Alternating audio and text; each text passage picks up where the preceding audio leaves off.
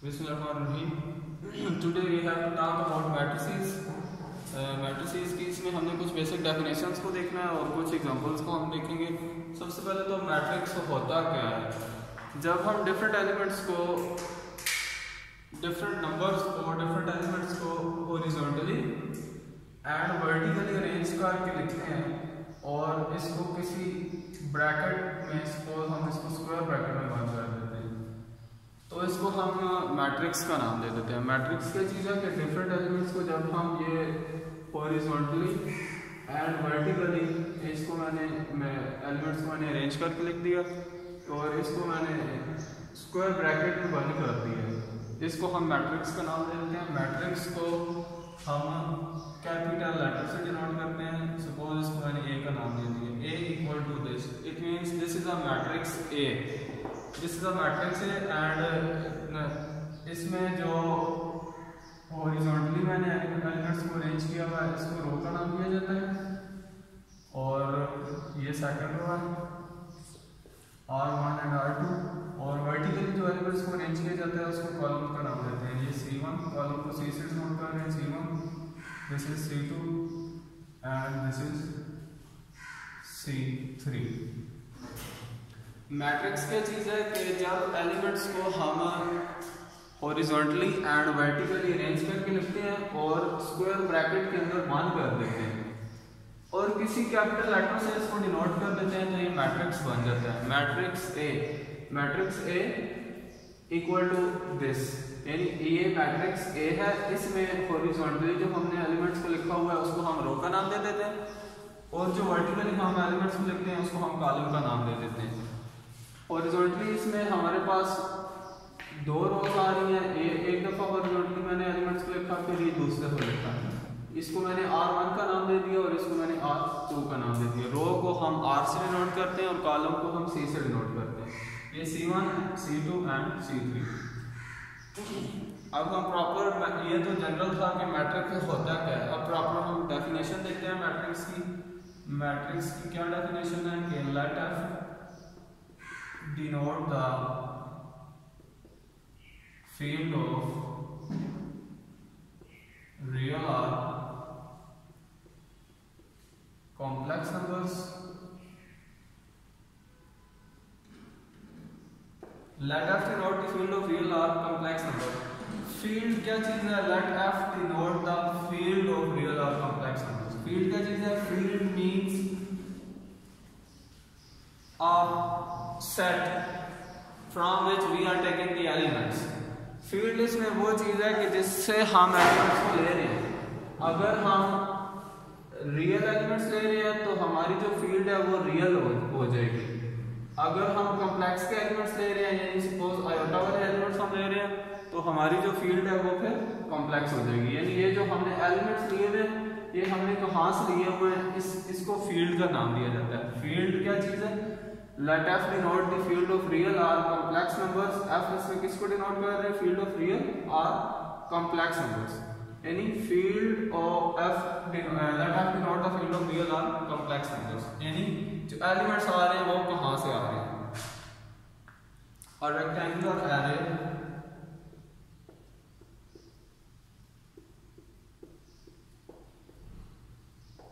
of mn elements, mn means कि mn इसमें order को शो कर रहा है, यानी ये जो मैंने ऊपर बताया था कि रोज एंड कॉलम्स, mn इसको शो कर रहा है। और rectangular array of mn elements aij belongs to field। What is aij? aij ये जो सारे एलिमेंट्स हैं aij इसको शो कर रहा है। Arranged in m rows and m columns and enclosed by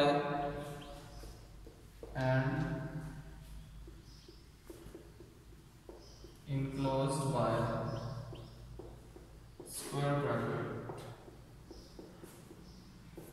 such as, और इसको कैसे बंद कर दिया जाता है? स्क्वायर ब्रैकेट के अंदर बंद कर दिया जाता है, जैसे कि मैंने ये पहले आपको बता दिया।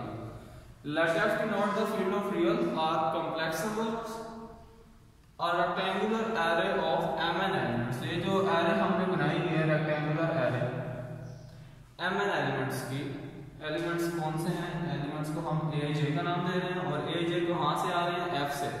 एफ रियल भी हो सकती है और एफ इसमें कॉम्प्लेक्स भी हो सकती है।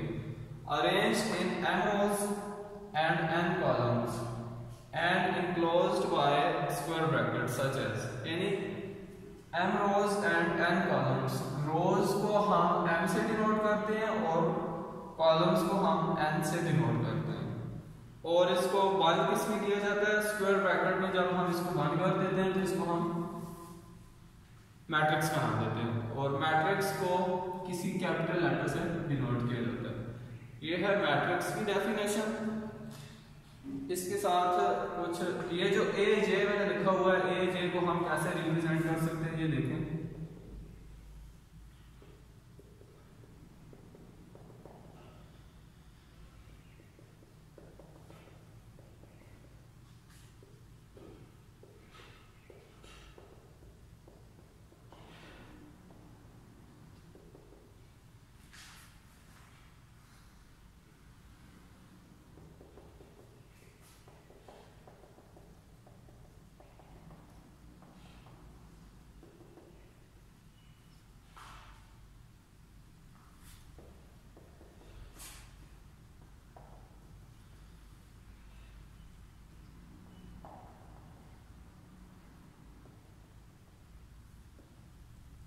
मैट्रिक्स ए को, ये जो ए जे एलिमेंट्स हमने लिए हुए थे, ये मैट्रिक्स ए है। इसमें ये जो एलिमेंट्स हैं इनको हम ए जे का नाम हमने दिया हुआ था, इसको हम ऐसे भी सिंपल लिख सकते हैं, ए आई जे एम क्रॉस एन लिखें या सिर्फ एम एन लिखें। इट मीन्स के हम इस मैट्रिक्स की बात कर रहे हैं जिसमें m रोज हैं एंड n कॉलम्स हैं। i की वेरिएशन m तक होती है और j की वेरिएशन n तक होती है। i mean ith row and jth column, ith row and jth column. i की वेरिएशन m तक है और j की वेरिएशन n तक होती है, यानी i की वेरिएशन जो है वो 1 से लेके m तक एंड j की वेरिएशन 1 से लेके m तक।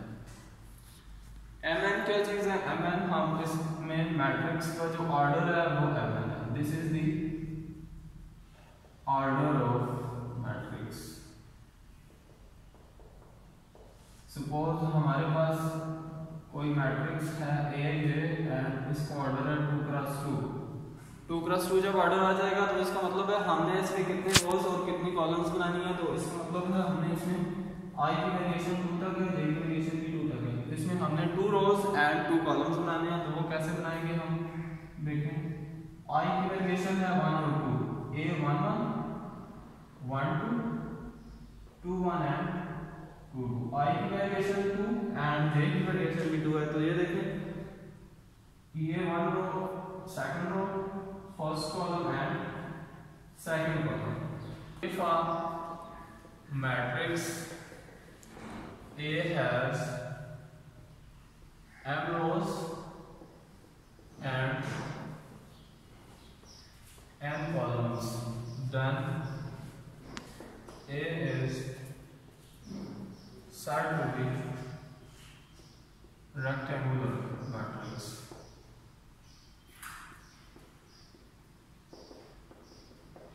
यानी ऐसा मैट्रिक्स जिसमें रोज एंड कॉलम्स जो है वो इक्वल ना हो।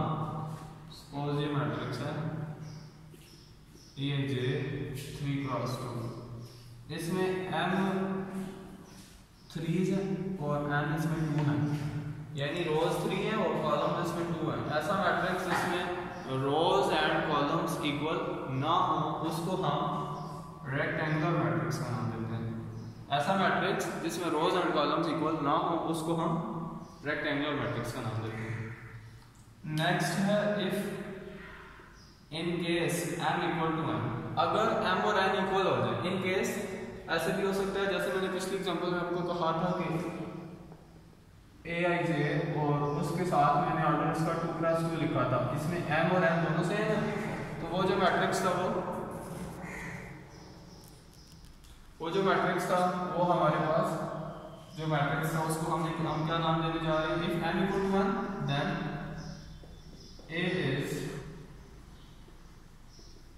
said to be square matrix, यानी ऐसा मैट्रिक्स जिसमें number of rows are equal to number of columns, then the matrix is said to be square matrix. ऐसा मैट्रिक्स जिसमें नंबर ऑफ रोज और नंबर ऑफ कॉलम्स इक्वल आ जाए उस matrix को हम स्क्वायर मैट्रिक्स का नाम दे देते हैं। ऐसा मैट्रिक्स जिसमें number of rows and number of columns equal आ जाए उसको हम स्क्वायर मैट्रिक्स का नाम देते हैं। नेक्स्ट डेफिनेशन है अपर ट्रायंगुलर मैट्रिक्स और लोअर ट्रायंगुलर मैट्रिक्स और डायगोनल मैट्रिक्स। तो एन अपर और lower triangular matrix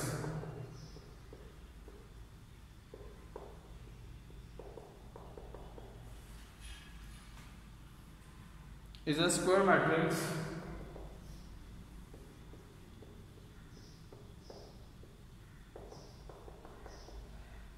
all of whose elements below are above the main diagonal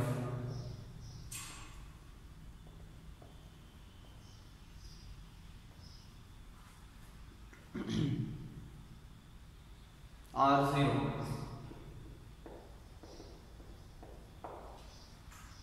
An upper or lower triangular matrix is a square matrix, यानी upper triangular matrix क्या होता है या lower triangular matrix क्या होता है? Upper triangular matrix ऐसा matrix is a square matrix all of whose elements below or above the main diagonal are 0. यानी suppose ये matrix है हमारे पास,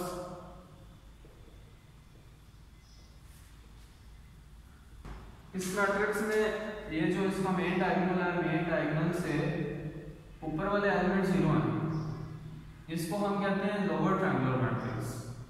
अगर ये जो मेन डायगोनल से नीचे वाले एलिमेंट्स हैं ये भी 0 हो जाएं तो फिर हम इसको इसमें इनको ज्वाइन करें तो हमारे पास जो ट्रायंगल बनती है वो अपर शेप में बनती है। तो इसको हम अच्छा जी मेन डायगोनल से ऊपर वाले एलिमेंट्स अगर 0 हों तो उसको हम लोअर ट्रायंगुलर मैट्रिक्स का नाम देते हैं, और मेन डायगोनल से नीचे वाले एलिमेंट्स अगर 0 हों तो उसको हम अपर ट्रायंगुलर मैट्रिक्स का नाम देते हैं।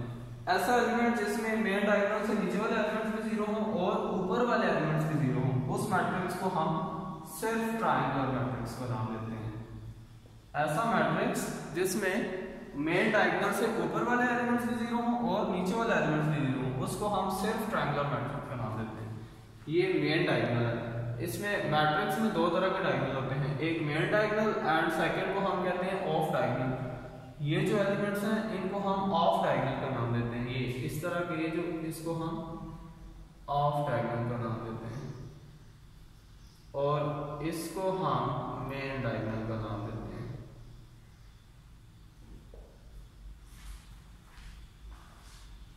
अच्छा जी नेक्स्ट हमने एग्जांपल देखनी है। अच्छा जी a square matrix all of whose elements are 0 except in the main diagonal is called the diagonal matrix। ऐसा मैट्रिक्स जिसके जो एलिमेंट्स हैं except the main डायगोनल के अलावा अगर सारे एलिमेंट जिसमें 0 हो जाएं तो उसको हम डायगोनल मैट्रिक्स का नाम भी देते हैं। ऐसा मैट्रिक्स जिसमें इन एलिमेंट्स के अलावा ये देख लें बाकी सारे एलिमेंट्स 0 हो जाए तो इसको हम डायगोनल मैट्रिक्स का नाम भी देते हैं। अच्छा जी नेक्स्ट डेफिनेशन है ऐसा square matrix in which diagonal elements are same. ऐसा स्क्वायर मैट्रिक्स जिसमें सारे डायगोनल एलिमेंट सेम हो जाए, जिसमें सारे डायगोनल के एलिमेंट सेम हो जाए इसको हम स्केलर मैट्रिक्स का नाम देते हैं। और अगर हम इसमें k को 1 पुट करते हैं then the matrix is called identity matrix। then the matrix is called identity matrix। इसमें देखें कि ये जो मैट्रिक्स है there are 3 rows and 3 columns। तो इस आइडेंटिटी मैट्रिक्स को हम I3 का नाम दे देंगे 1 0 0 मैट्रिक्स है इसको हम I3 and next one I4। I4 कैसे लिखा जाएगा कि जिसमें 4 रोज एंड 4 कॉलम्स आ जाए, इसको हम I4 का नाम दे देंगे जी। ऐसा मैट्रिक्स जिसमें मेन डायगोनल के अलावा बाकी सारे एलिमेंट 0 आ जाए, इसको डायगोनल मैट्रिक्स का नाम भी दिया जाता है। ऐसा मैट्रिक्स जिसमें डायगोनल के सारे एलिमेंट सेम आ जाए, इसको हम स्केलर मैट्रिक्स का नाम भी देते हैं। और अगर when k equal to 1, अगर हम इसमें k को 1 पुट कर दें, then the matrix is called identity matrix। इसमें क्योंकि 3 रोज एंड 3 कॉलम्स हैं, इसलिए हमने इसको I3 का नाम दे दिया। इसमें 4 रोज एंड 4 कॉलम्स हैं, इसलिए हमने इसको I4 का नाम दे दिया।